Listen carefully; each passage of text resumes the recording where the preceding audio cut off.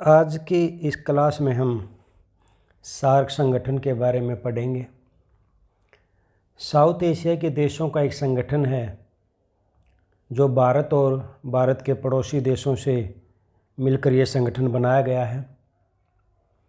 ज़्यादा सफलता तो इसको अपने उद्देश्यों में नहीं मिली है, लेकिन साउथ एशिया के देशों के लिए एक प्लेटफार्म ज़रूर उपलब्ध हुआ है जहां वो अपनी बात रख सकते हैं और आर्थिक क्षेत्र में और राजनीतिक क्षेत्र में सहयोग स्थापित कर सकते हैं।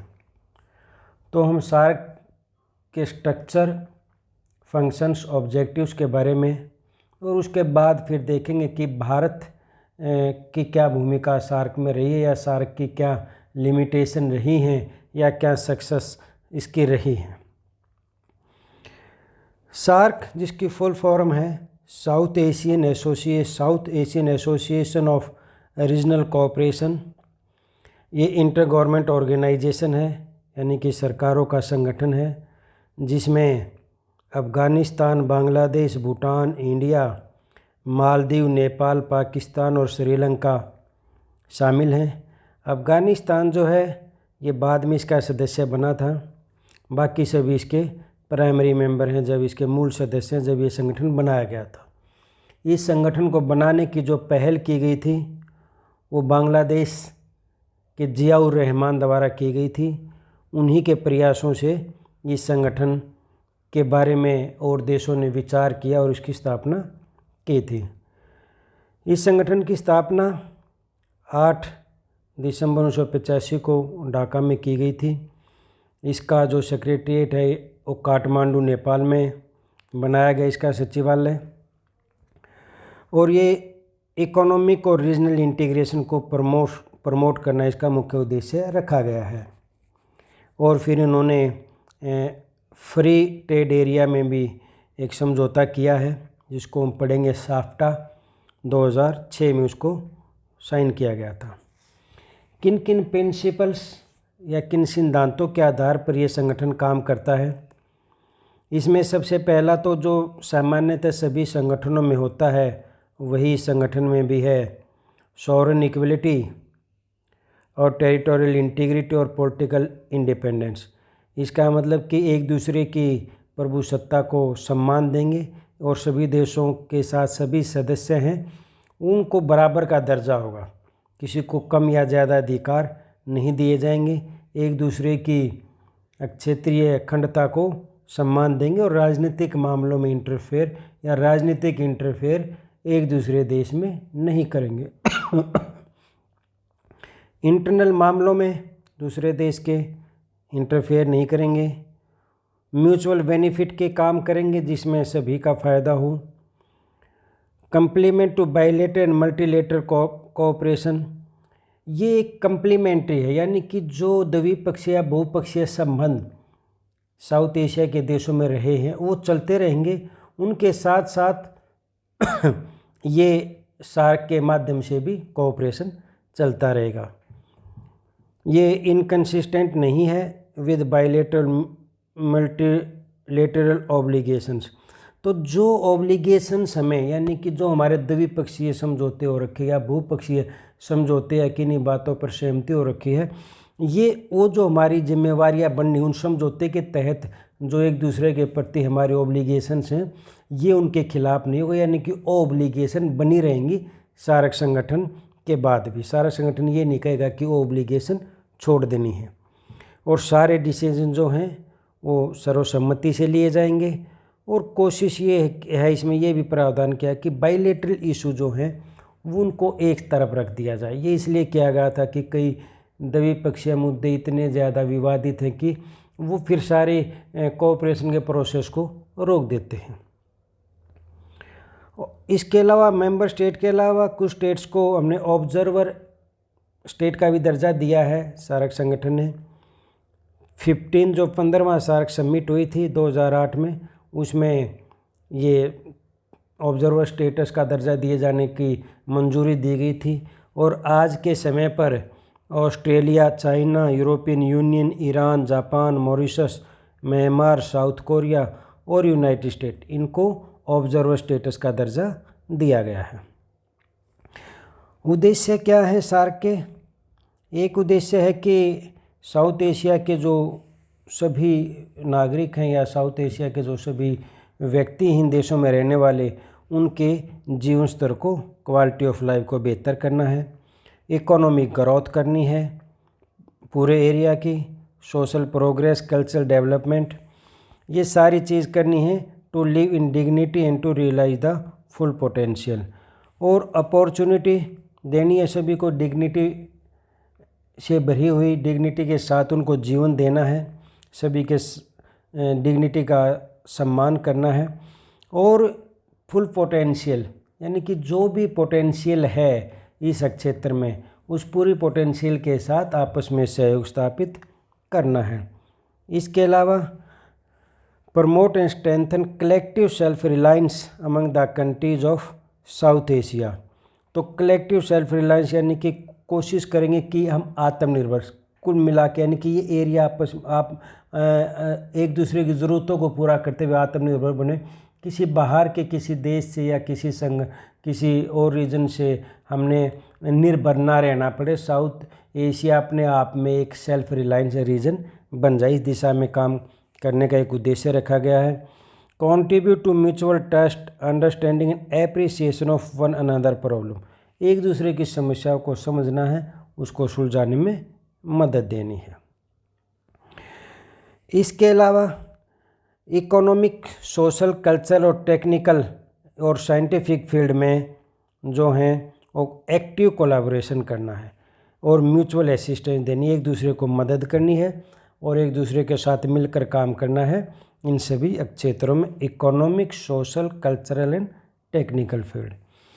इसके अलावा दूसरे जो डेवलपिंग कंट्रीज है, क्योंकि सार्क के सभी सदस्य डेवलपिंग नेशंस से बिलोंग करते हैं, उस कैटेगरी में आते हैं, तो इसका ये उद्देश्य है कि और जो विकासशील देश है हमें उनके साथ सहयोग करना है, क्योंकि बहुत सारी समस्याएं सभी डेवलपिंग कंट्रीज़ की एक जैसी समस्याएं हैं और वो मिलकर उनको सुलझाना चाहिए। To strengthen cooperation among themselves in international forum on matters of common interest.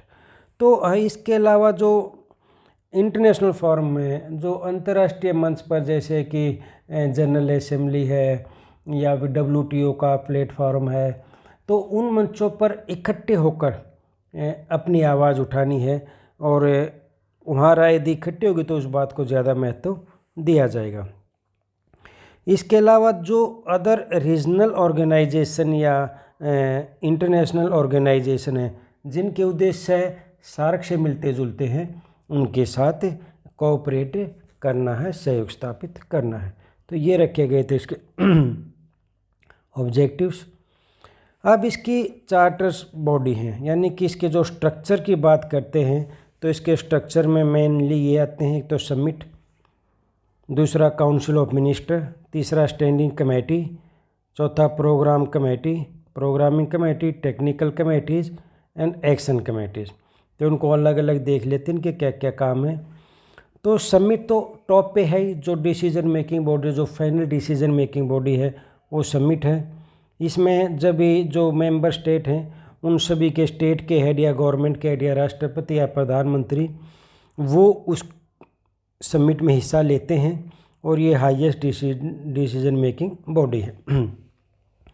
2 साल में एक बार इसकी मीटिंग होती है, रोटेशन वाइज होती है, अल्फ़ाबेटिकली देशों के नाम अल्फ़ाबेटिकली रखे जाते हैं, अल्फ़ाबेटिकली में एक के बाद जब दूसरे देश का, जैसे अफ़गानिस्तान के बाद भूटान का नंबर आता है, तो इस तरह अल्फ़ाबेटिकली चलते हैं और उस आधार पर उसी देश में ये मीटिंग होती है, सबमिट होती है 2 साल बाद, और उसी देश का जो अध्यक्ष हो उसका मीटिंग का अध्यक्ष बनता है और अगली मीटिंग तक वही अध्यक्ष रहता है। लेकिन अब पीछे आतंकवादी हमले की वजह से पाकिस्तान में सबमिट होनी थी, लेकिन उसका भारत ने बहिष्कार किया और फिर और देशों ने बहिष्कार किया और वो मीटिंग पोस्टपोन हो गई। उसके बाद सार्क की सबमिट नहीं हुई है। मेंबर स्टेट जो होस्ट करता है वो वही उसको चेयर करता है एसोसिएशन को, और अगली मीटिंग तक वही उसका चेयरमैन रहता है। दूसरा है काउंसिल ऑफ मिनिस्टर समिट के बाद। काउंसिल ऑफ मिनिस्टर में फॉरेन मिनिस्टर शामिल होते हैं सभी सदस्य देशों के, और ये पॉलिसी बनाती है। एसोसिएशन के लिए जो भी पॉलिसीज़ फॉर्मुलेट की जाती हैं वो काउंसिल ऑफ मिनिस्टर द्वारा की जाती है, और फिर फाइनल मोहर जो लगती है, मोहर जो स्टैंप लगती है, वो समिट द्वारा लगाई जाती है। रिव्यू प्रोग्रेस ऑफ कोऑपरेशन किस किस फील्ड में कितना हुआ, इसका रिव्यू करने का काम इसका है। नए एरिया में कहाँ कहाँ कोऑपरेशन किया जा सकता है, नए एरिया को सर्च करने का काम है। और जो भी काम और डीम नेसेसरी और भी जो ज़रूरी काम कोई भी इसको सौंपा जा सकता है संगठन के द्वारा। और जो और भी मैटर जनरल इंटरेस्ट एसोसिएशन के, तो उसके मामले में ये डिसीज़न लेती है। ये साल में एक बार इसकी मीटिंग होती है, और ये जनरली जो समिट से पहले इसकी मीटिंग होती है, ताकि उन सभी बातों को पहले ही सहमति बना ली जाए जिनमें समिट में फाइनल स्टैम्प जिस पर लगनी है, अप्रूवल मिलनी है। इट रिपोर्ट टू द सर की अपनी रिपोर्ट जो है वो समिट को सौंपती है। तीसरा अंग है इसका स्टैंडिंग कमेटी। स्टैंडिंग कमेटी में फॉरेन सेक्रेटरी शामिल होते हैं। समिट में राष्ट्र के अध्यक्ष, prime minister, chief minister, prime minister या प्रेसिडेंट, काउंसिल ऑफ मिनिस्टर में फॉरेन मिनिस्टर, और इसमें फॉरेन सेक्रेटरी यानी कि टॉप ब्यूरोक्रेट जो फॉरेन रिलेशन से संबंधित होते हैं वो इसमें शामिल होते हैं। एक कमेटी जो है ओवरऑल मॉनिटरिंग और कोऑर्डिनेशन प्रोग्राम जो होते हैं कोऑपरेशन के, उनकी मॉनिटरिंग करती है, उनमें कोऑर्डिनेशन स्थापित करती है। Project and programmes and modality of their financing, जो प्रोजेक्ट चलते हैं उनके फाइनेंस का इंतजाम करना या फाइनेंस जो हेल्प करनी है उसका अरेंजमेंट करना हो, ये काम करती है। इंटर सेक्टर प्रायोरिटी निर्धारित करती है कि कौन से सेक्टर को क्या प्रायोरिटी पे रखना है। Mobilisation of regional and external resources, जो भी रिसोर्सेज हैं इस संगठन के, उन रिसोर्सेज को मोबिलाइज करना है, यानी कि जहां उनकी ज़रूरत है वहां उन रिसोर्सेज को पहुंचाना है। और नए एरिया, कोऑपरेशन के नए नए एरिया सर्च करने हैं। ये भी साल में एक बार मिलती है, और इसकी भी मीटिंग काउंसिल ऑफ मिनिस्टर से मीटिंग से पहले करते हैं, ताकि काउंसिल ऑफ मिनिस्टर को अपनी रिपोर्ट ये सौंप सके, और काउंसिल ऑफ मिनिस्टर को ही अपनी रिपोर्ट देते हैं। ये काम स्टैंडिंग कमेटी का, ये तीसरे नंबर पे आती है हायरार्की में। इसके बाद है फिर प्रोग्रामिंग कमेटी। प्रोग्रामिंग कमेटी में department of minister, foreign external minister, जो अलग अलग हेड हैं, अलग अलग डिवीज़न डिपार्टमेंट जो हैं उनके मिनिस्टर इसके मेंबर होते हैं, या उसके विभाग से संबंधित व्यक्ति इसके मेंबर होते हैं। Calendar of activity, administration and financial matter of the secretariat, specialised body and regional centre. तो ये जो भी एक्टिविटीज़ का जो कैलेंडर बना हुआ कि कब कौन सी एक्टिविटी होनी है, उसका प्रशासन से संबंधित या उसके फाइनेंशियल मैटर से संबंधित जो हैं, या उसको रीजनल सेंटर जो हैं जो हम आगे पढ़ेंगे, या स्पेशलाइज्ड बॉडी हैं, उनके ये सभी एक्टिविटीज़ का फाइनेंशियल एडमिनिस्ट्रेशन का काम संभालती है programming committee. It also consider report of the technical committee, working group and other ad hoc body. इसके अलावा उनकी रिपोर्ट को भी देखते हैं, जो टेक्निकल कमेटी, वर्किंग ग्रुप या एडहॉक बॉडीज अपनी रिपोर्ट देती हैं, उनका भी ये ऑब्जर्वेशन करती है, रिव्यू करती है। इंडिपेंडेंटली मिलती है, एटलीस्ट ट्वाइस ईयर, साल में 2 बार मिलती है, और जब ज़्यादा ज़रूरत हो तो उसके हिसाब से ये अपनी मीटिंग बुला सकती है। टेक्निकल कमेटीज़, ये नाम से स्पष्ट है कि अलग अलग टेक्निकल जो मुद्दे होते हैं उनको, जैसे कोई मुद्दा हेल्थ से संबंधित है, या कोई मुद्दा टेक्नोलॉजी से संबंधित है, कोई मुद्दा कल्चर से संबंधित, तो उसमें जो उसी के जो एक्सपर्ट होते हैं उन्हीं की एक कमेटी होती है, और उसमें उस प्रोजेक्ट को पूरा करने में ये मदद करती है। इसके अलावा कुछ एक्शन कमेटीज़ होती हैं। स्टैंडिंग कमेटी उनको स्थापित करती है, एक्शन कमेटी को मेंबर स्टेट से जो भी संबंधित राज्य होते हैं उनसे मेंबर लिए जाते हैं। उनको प्रोजेक्ट के इम्प्लीमेंट करने में, जो भी प्रोजेक्ट लागू होते हैं किसी भी फील्ड के, उन प्रोजेक्ट को इम्प्लीमेंट करने के लिए एक्शन कमेटी की स्थापना की जाती है स्टैंडिंग कमेटी के द्वारा। सेक्टोरल मिनिस्टर मीटिंग, जैसा कि नाम से स्पष्ट है कि अलग अलग सेक्टर के यानी कि अलग अलग फील्ड के मिनिस्टर जो हैं रीजनल कोऑपरेशन बढ़ाने के लिए प्रयास करते हैं और अपनी अलग अलग मीटिंग करते रहते हैं।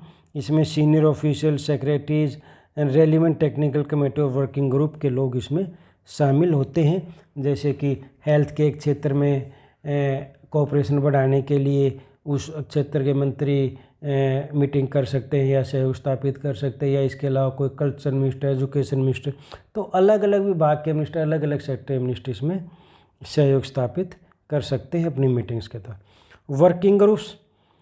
वर्किंग ग्रुप जो प्रोग्राम होते हैं,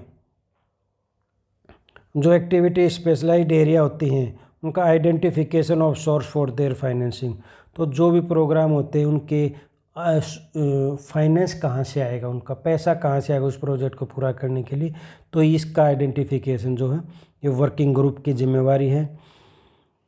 और अपने अपने monitor progress and implementation of programme and activity in their respective field, और जिस फील्ड के जो वर्किंग ग्रुप बनाए गए हैं तो उस फील्ड में जिस तरह के प्रोजेक्ट चल रहे हैं, काम चल रहा है, तो उनकी जो है उनको इम्प्लीमेंट करना और उनकी एक्टिविटी को देखना, ये वर्किंग ग्रुप की जिम्मेवारी लगाई गई है।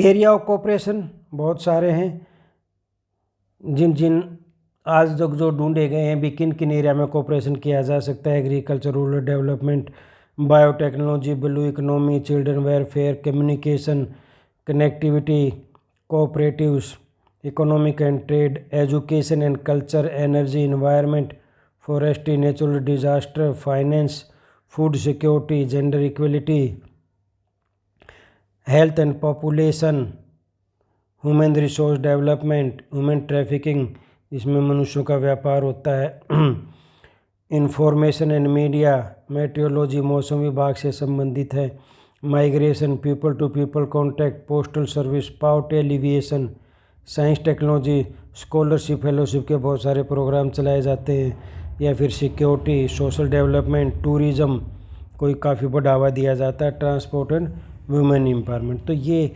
मेन क्षेत्र हैं, फील्ड है जिनमें कोऑपरेशन के लिए छांटे गए, इनमें कोऑपरेशन के लिए संभावना है और कोऑपरेशन स्थापित किया जा सकता है।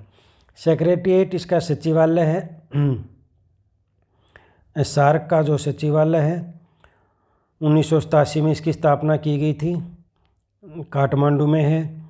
इसका क्या काम है सेक्रेटेरिएट का?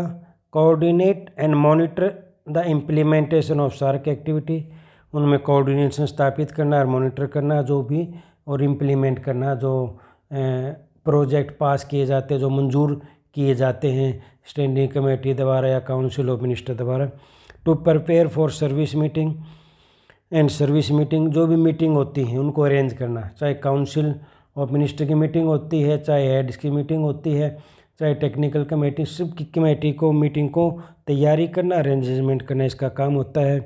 To serve as a channel of communication between association and member state as well as regional and international organization and observer, और एक कम्युनिकेशन का काम करती है भाई, सार्क के सदस्यों के बीच में एक देश की सूचना दूसरे देश तक पहुंचाती है, या जो सार्क के दूसरे संगठनों के साथ जो संबंध हैं, जैसे मान लो आसियान के साथ, यूरोपियन यूनियन के साथ या यूएनओ के साथ, तो उसके लिए भी सूचनाएं का आदान प्रदान जो है वो सेक्रेटेरिएट द्वारा किया जाता है।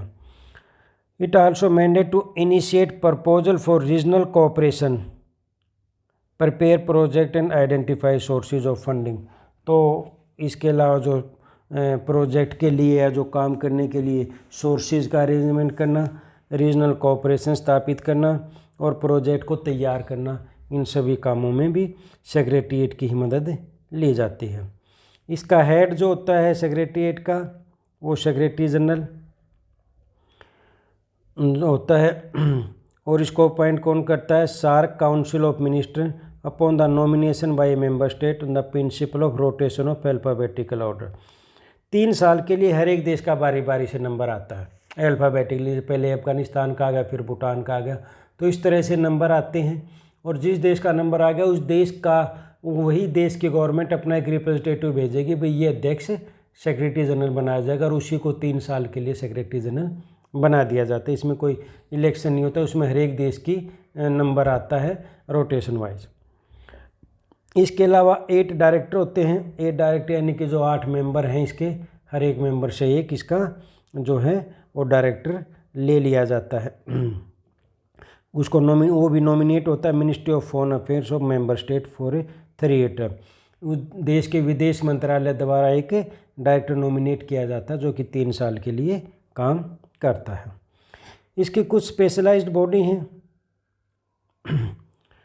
सार्क आर्बिट्रेशन काउंसिल है जो इस्लामाबाद में 2010 में स्थापित की गई थी। साउथ एशिया यूनिवर्सिटी है, 2010 में दिल्ली में स्थापित की गई है। सार्क डेवलपमेंट फंड है थिम्पू में। ओरिजिनल स्टैंडर्ड ऑर्गेनाइजेशन ढाका में। तो अब अपने फील्ड में काम करते हैं। डेवलपमेंट फंड का महत्वपूर्ण योगदान एक कोष स्थापित किया गया है ताकि किसी भी देश में कोई प्रोजेक्ट शुरू किया जाए, कोई काम शुरू किया जाए या किसी देश को आवश्यकता हो तो उसमें उसको आर्थिक मदद दी जा सके। तो जो भी इनको काम सौंपे गए हैं वो काम ये स्पेशलाइज्ड बॉडी अपने अपने फील्ड का काम करती हैं। स्पेशलाइज्ड बॉडी के अलावा कुछ रीजनल सेंटर बनाए गए हैं जिसमें SAARC agriculture centre, SAARC tuberculosis and HIV AIDS centre Kathmandu में, SAARC energy centre, SAARC culture centre. तो ये जैसे कि नाम है, नाम से स्पष्ट है, जैसा नाम है उसी फील्ड में ये काम करते हैं, उसी फील्ड में कोऑपरेशन स्थापित करते हैं या प्रोजेक्ट को इम्प्लीमेंट करते हैं। अब बात आती है साफ्टा की। South Asian free trade area 2004 में इसको मंजूरी दी गई थी 12वीं सार्क समिट में, लेकिन ये लागू हुआ 1 जनवरी 2006 से। It create a free trade area to reduce custom duty of all trade goods to 0 by 2016। इसमें टाइम दिया गया था भाई इतने साल तक आपके जो कस्टम ड्यूटी हैं, जिन गुड्स में, जिन वस्तुओं का व्यापार होता है उन सभी में कस्टम ड्यूटी को बिल्कुल समाप्त करना है, स्टेप बाय स्टेप, धीरे धीरे करके। तो इसमें 2 अलग अलग कैटेगरी में बांटा गया है।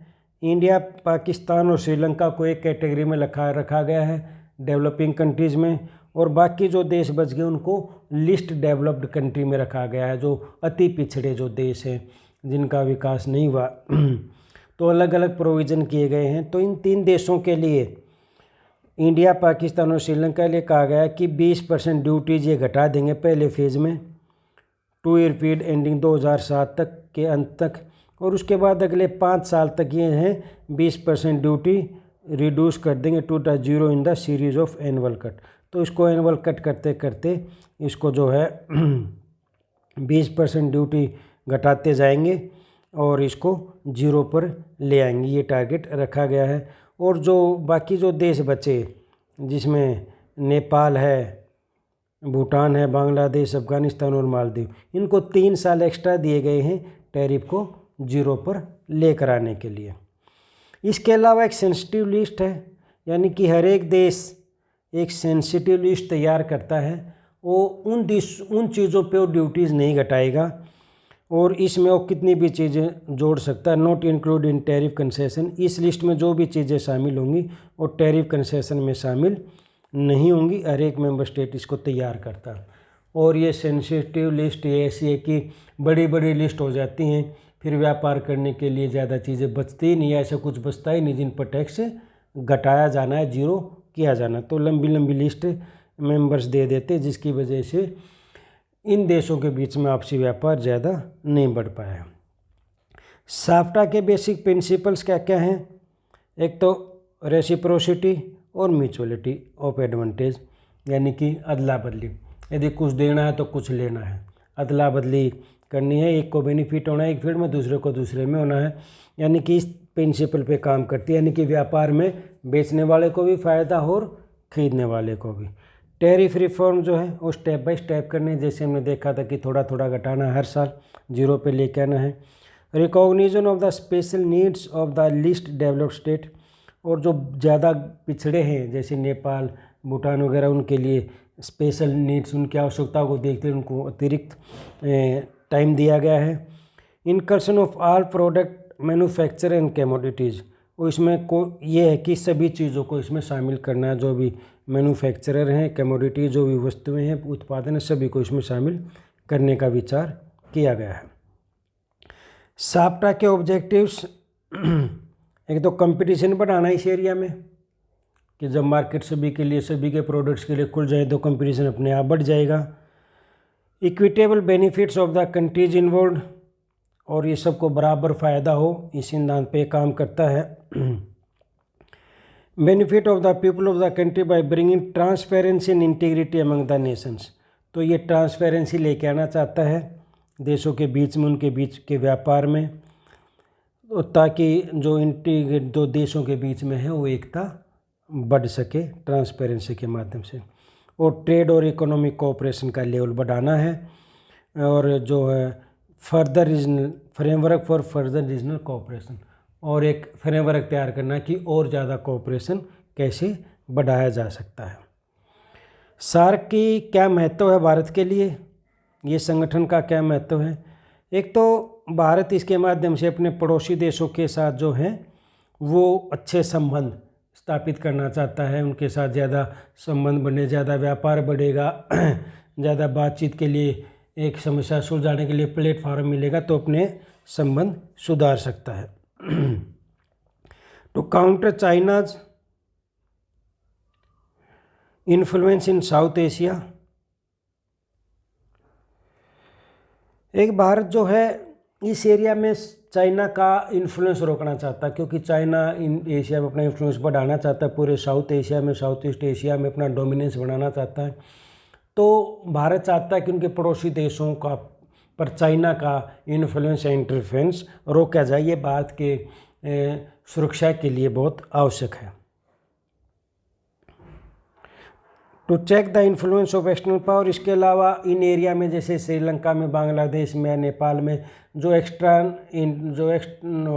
बाहरी शक्तियाँ हैं, जैसे अमेरिका है या रूस है या यूरोपियन देश है, उनका इंटरफेयर इस क्षेत्र में ना हो। एक भारत इसके लिए भी इस संगठन को एक महत्वपूर्ण मानता है। To ensure regional stability through association के माध्यम से यहाँ स्टेबिलिटी लाना चाहता है बात। और इकोनॉमिक इंटीग्रेशन ऑफ रीजन, इसके लिए बात का फ़ायदा कि भारत को भी अपने उत्पादों के लिए एक बड़ी मार्केट की आवश्यकता है, और वो चाहता है कि अगर यहाँ पर इकोनॉमिक रूप से अगर ये देश आपस में जुड़ जाते हैं तो भारत को आर्थिक रूप से इसका फ़ायदा होगा। और टेररिज्म रोकने के लिए, क्योंकि भारत के जो टेररिस्ट हैं वो आसपास के देशों में उनकी एक्टिविटीज़ होती हैं, बांग्लादेश में या नेपाल में या फिर पाकिस्तान में, तो इसके माध्यम से, कोऑपरेशन के माध्यम से, क्योंकि टेररिज्म पर भी कोऑपरेट किया है इन देशों ने, उसके लिए भी जो रिजोल्यूशन पास हुए हैं कि टेररिज्म को रोकना है। तो टेररिज्म को रोकने के लिए भी ये संगठन भारत के लिए महत्वपूर्ण है, और साउथ एशिया की मार्केट तक भारत अपनी पहुंच बनाना चाहता है, कि सभी देशों की मार्केट तक पहुंचना चाहता है। सार्क की अचीवमेंट क्या क्या रही हैं? एक तो इन्होंने टेररिज्म को रोकने के लिए 1987 में जो कन्वेंशन पास किया गया था, और SAARC terrorist offensive monitoring desk बनाई गई थी 1995 में। इसके अलावा एक कन्वेंशन जो अप्रूव हुआ है, और नैरकोटिक ड्रग्स और साइकोट्रोपिक सब्सटेंसेस, यानी कि जो नशीले पदार्थ हैं उनके व्यापार को, इलीगल ड्रग्स का जो ट्रेड होता है वो पड़ोसी देशों के माध्यम से ही होता है हमारे देश में, तो उसको रोकने के लिए कन्वेंशन समझौता हुआ है। फूड बैंक की स्थापना की गई है पावर्टी को समाप्त करने के लिए, जहाँ पर भूखमरी की समस्या है वहाँ पर अनाज पहुँचाया जा सके। पीपल टू पीपल कॉन्टैक्ट बढ़ाया गया है, ऑडियो विजुअल एक्सचेंज प्रोग्राम होते रहते हैं, सार्क चेयर स्थापित की गई हैं, फेलोशिप और स्कॉलरशिप स्कीम भी लागू की गई हैं। और नरेंद्र मोदी सरकार ने एक सार्क सैटेलाइट की बात की है कि एक सैटेलाइट करेंगे जिसका यूज़ सारे सार्क के देश उसकी यूज़ कर सकते हैं। वीज़ा एग्जेम्पशन स्कीम अप्रूव हुई है सार्क के, यानी कि जो सभी सदस्य देश उनके बड़े बड़े जो डिग्निटीज़ हैं, जिसमें जजेज आ गए या पार्लियामेंटेरियन आ गए, सीनियर ऑफिशियल आ गए, बिजनेसमैन, जर्नलिस्ट, स्पोर्ट्समैन और कई जो गणमान्य व्यक्ति हैं, उनको बिना वीज़ा के आने जाने की छूट दी गई, सहमति हुई है। Technical committee on agriculture and rural development environment, अलग अलग टेक्निकल कमेटी बनाई गई हैं जो हमने पढ़ी हैं, जो अलग अलग क्षेत्र में सहयोग स्थापित करते और कई प्रोजेक्टों को इम्प्लीमेंट उन्होंने किया है। साउथ एशियन यूनिवर्सिटीज़ स्थापित हो गई है दिल्ली में 14वीं समिट में 2007 में फैसला लिया गया था।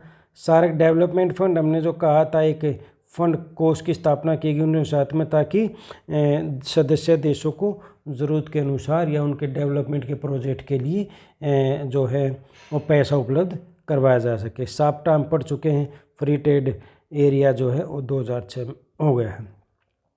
क्रिटिसिज्म सार्क की रही क्योंकि सार्क को ज़्यादा सफल संगठन नहीं माना गया है।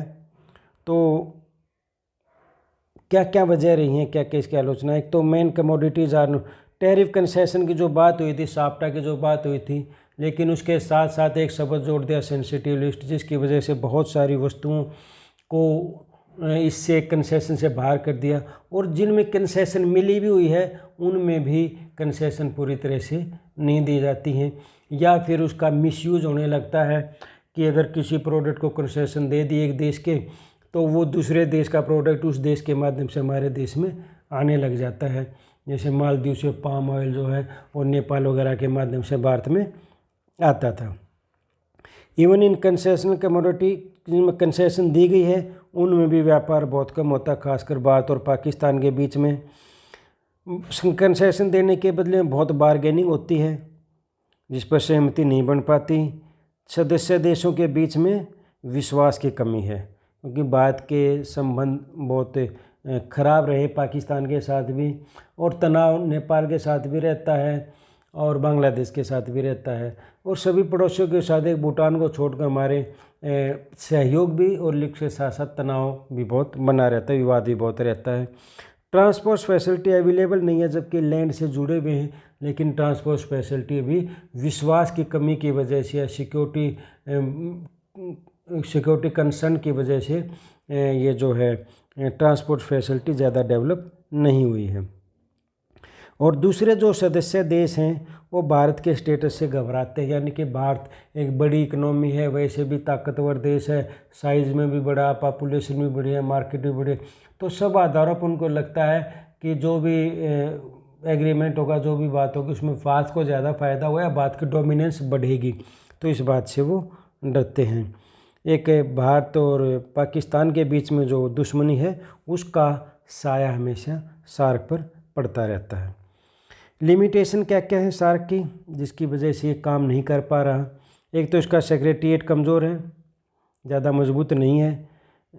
बायलैटरल इशू जो द्विपक्षीय मुद्दे हैं, जैसे भारत पाकिस्तान के बीच में जो आतंकवाद का मुद्दा है, इस तरह से द्विपक्षीय मुद्दे हैं वो इसको सहयोग स्थापित करने से रोकते हैं। मेंबर स्टेट के बीच में हॉस्टिलिटी है, दुश्मनी रहती है। सभी देश गरीब हैं, सभी को मदद चाहिए, मदद देने की स्थिति में कोई नहीं है। Huge size and economy of India, Bharat की इकोनॉमी का साइज़ बड़ा है तो उससे वो डरते हैं कोऑपरेशन करते हुए। Interference of external power such as China, तो इस एरिया में चाइना और यूएसए की इंटरफेरेंस बहुत रहती है। जैसे पाकिस्तान में, नेपाल में चाइना का बहुत ज़्यादा प्रभाव भी, और अब श्रीलंका और बांग्लादेश में भी इन्होंने अपना प्रभाव बहुत बढ़ा लिया है। इसी तरह यूएसए भी अपना प्रभाव इन देशों में रखता है। म्यूचुअल कॉन्फिडेंस की कमी है, विश्वास नहीं है एक दूसरे पर। और आउटसाइड द एसोसिएशन, ये देश जिन वस्तुओं का व्यापार आपस में कर सकते हैं, लेकिन वो आपस में ना करके उन्हीं वस्तुओं का व्यापार ये बाहर के देशों के साथ करते हैं, वो सभी विश्वास की कमी की वजह से। तो ये थी सार्क संगठन, इसके उद्देश्य, इसका स्ट्रक्चर और इसके क्रिटिसिज्म और लिमिटेशन। तो ये विश्लेषण हमारा समाप्त होता है सार्क संगठन के बारे में।